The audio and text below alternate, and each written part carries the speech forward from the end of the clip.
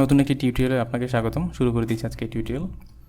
তো লাস্ট টিউটোরিয়ালে আমি আপনাদের সাথে ডিসকাস করেছিলাম এপিআই ভার্সনিং নিয়ে। সো এপিআই ভার্সনিং সম্পর্কে জানলাম, বেসিক ডিসকাশন ছিল এপিআই ভার্সনিং কী, কীভাবে কাজ করে। সো এই টিউটোরিয়াল কেউ নতুন হয়ে থাকে আমি স্ট্রংলি রিকমেন্ড করবো একটু প্রিভিয়াস টিউটোরিয়াল দেখে নেবেন, তাহলে আপনার বুঝতে সুবিধা হবে, এপিআই সম্পর্কে একটু আইডিয়া হয়ে যাবে, এপিআই ভার্সনিং নিয়ে আপনার একটা আইডিয়া ক্রিয়েট হবে। ওকে, এখন আমরা এপিআই ভার্সনিংয়ের জন্য একটা প্রজেক্ট ক্রিয়েট করব এবং আমাদের যা যা কনফিগারেশন দরকার সেই কনফিগারেশনগুলো আমরা করব। তো এখানে দেখতে পাচ্ছি ASP.NET core web API. So আমরা এই এপিআই এর আন্ডার অ্যাপ্লিকেশন ক্রিয়েট করব। সো আমি সিলেক্ট করলাম, দেন নেক্সট। আমি একটা নাম দিয়ে দিব এপিআই ভার্সনিং এক্সাম্পল। আমি একটু লোকেশনটা চেঞ্জ করি।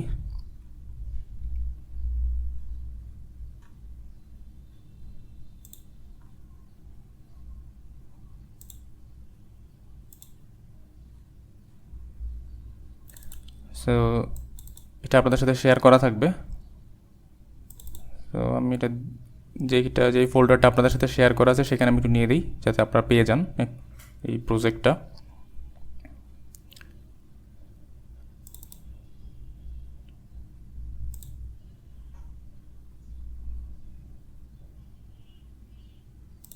সো .NET 6 এই ফোল্ডারের মধ্যে আমি রাখবো API versioning. So next,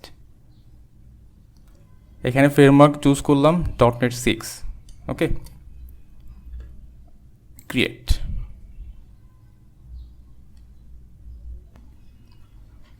so application create হয়ে গেল। সো আমি একটু রান দিই। একদম একটা অ্যাপ্লিকেশন, এপিআই অ্যাপ্লিকেশন নিলে আমরা যেটা দেখতে পাই ওয়েদার ফোরকাস্ট, সেখানে একটা এপিআই লেখা আছে। ওকে, একটা কন্ট্রোলার থাকে, আর তেমন কিছু না। সো এই অ্যাপ্লিকেশনের মধ্যে আমরা ভার্সনিং ম্যানেজ করব। ওকে ওকে অ্যাপ্লিকেশন রান হয়ে গেল, যেটা আমরা সিম্পলি কল করলে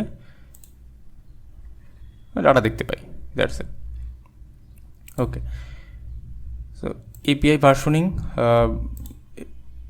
ভার্সনিংয়ের জন্য আমাদের যেই প্যাকেজটা লাগবে অথবা যে লাইব্রেরিটা লাগবে সেই লাইব্রেরিটা আমরা ইনস্টল করে নিব।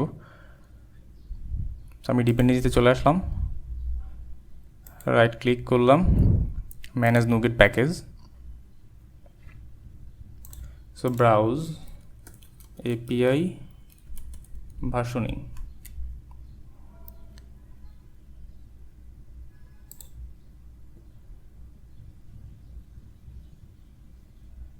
সো এপিআই ভার্সনিং এটা আমি ইনস্টল করে নিব।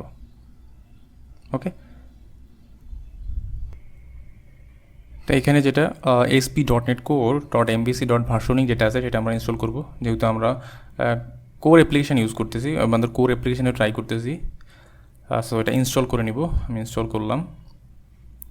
ওকে, আই অ্যাকসেপ্ট।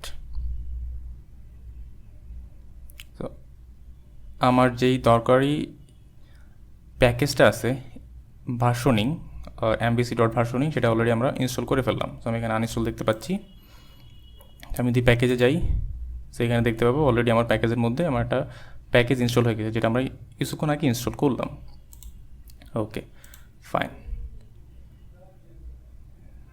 সেভ দিব। তো এই প্যাকেজটা ইনস্টল করার পর আমার কিছু কনফিগারেশন আছে। সো আমি যে কনফিগারেশন করে নিতে হবে। তো আমি চলে আসলাম প্রোগ্রাম CS যে ক্লাস আছে সেই ক্লাসের মধ্যে আমাদের ভার্সনিং কনফিগারেশন করার জন্য। ওকে, তো আমি এখানে চলে আসি, আমি লিখব app dot use API versioning. So এইটা আমি লিখব, সাথে আমি লিখব builder dot service dot add API versioning. So এতটুকু আমার লাগবে। ও দুইটাই চেক করব। আমি একটু অ্যাপ্লিকেশনটা রান দিই।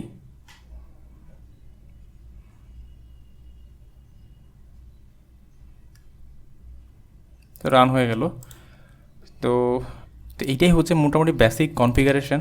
তো আমরা বেসিক কনফিগারেশনটা করলাম, আমরা প্যাকেজ ইনস্টল দিলাম, আমাদের যে বেসিক কনফিগারেশন আছে সেই কনফিগারেশনটা করলাম। সো আমরা এখানে আরও কনফিগারেশন করবো, আমাদের স্টেপ বাই স্টেপ আমাদের যতটুকু দরকার আমরা সেই কনফিগারেশনগুলো আস্তে আস্তে নিয়ে আসবো। ওকে, সো আমি বেসিক কনফিগারেশনটা করলাম। সো পরবর্তীতে আমরা আমাদের যেই উদ্দেশ্য অথবা লক্ষ্য, সেই উদ্দেশ্য লক্ষ্যতে আমরা টিউটোরিয়াল ক্রিয়েট করব। আর সেখানে আমরা প্রথম যে টাইপ আমাদের ভার্সনিংয়ের সেই টাইপ নিয়ে আলোচনা করব। ওকে, এটা হচ্ছে কুইরি স্ট্রিং ভার্সনিং। পরবর্তীতে আমরা কুইরি স্ট্রিং ভার্সনিং আলোচনা করব। সে পর্যন্ত সাথেই থাকবেন, ভালো থাকবেন, আল্লাহ হাফেজ।